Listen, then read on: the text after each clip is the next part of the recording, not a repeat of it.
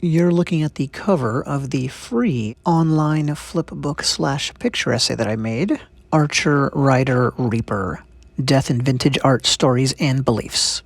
URL is in the video description, and anyone who wants to read it can. And I hope you do, but I'm going to show the entire thing here in this very quick video. It just seems like a good way to get the word out about this. This was a very personal project, and it was an adjunct to an even larger, much larger personal project, a book I'm writing. I'm collecting death and global folktales, but the thing with books is they can't really be picture-intensive and affordable. Not if they're independently published, that's for sure. So this gives me a free way to have a much more visual companion piece. How amazing is this painting here?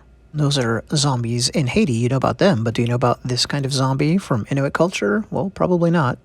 I'm fascinated, as you can tell, by folklore and mythology. This will be my third book on the subject. All kinds of different belief systems. Here's headhunters and that kind of a thing. So I've got a lot of that, but much more as well, as you're about to see when, in only about 60 seconds, I take you end to end through the entire work and kind of explain the stream of consciousness narrative I really enjoy using in these picture essays. This is my third one because I do one for each of my book Kickstarter campaigns as a reward for my wonderful backers, who I could never thank enough. They've had this for months, and the actual book is finally going to come out, so I want to go ahead and share this more broadly. And here we go, from the top. First, not one, but two images of death at a masquerade. Christian religious art, including the first known visualization of the crucifixion. That's in the top right there. Then we move on to Osiris in ancient Egypt, Greek mythology, then three great book images from the golden age of illustration in black and white. Vampires, of course we had to have vampires. That led to Norse undead, Haitian undead, Inuit undead. Frankenstein, the fear of being buried alive, then jewelry, murals, and more, all stemming from the Black Plague and its incalculable effect on European art and thought around death. A special focus on the Dance of Death, which I love.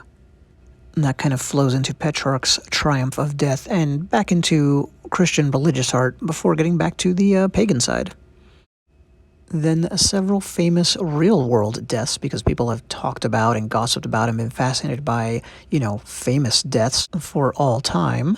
Kind of leads to some fictional deaths, a little bit of a focus on Shakespeare, architecture, formerly mentioned headhunting and other kind of cannibalistic practices. Then it's time for Japan and yokai, because who doesn't love yokai?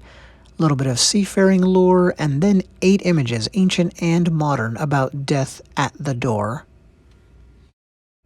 The title mentions death as an archer. Well, here he is with a crossbow on the right after some tarot cards, and then you'll see him in the next image with a feathered spear. Of course, sometimes he has a bow and arrow. He can be a boxer. He can have the more typical scythe. A couple of images of that. Death can be a woman. Then symbolist paintings.